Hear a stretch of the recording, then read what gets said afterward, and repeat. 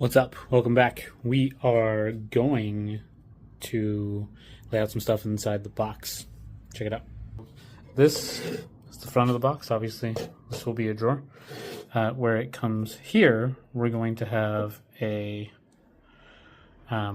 floor that needs to be put in. So we're going to have to lay out some pieces that will hold the board.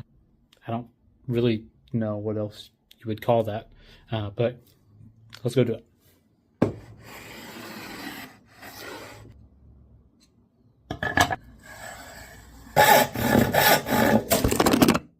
So that was not ideal.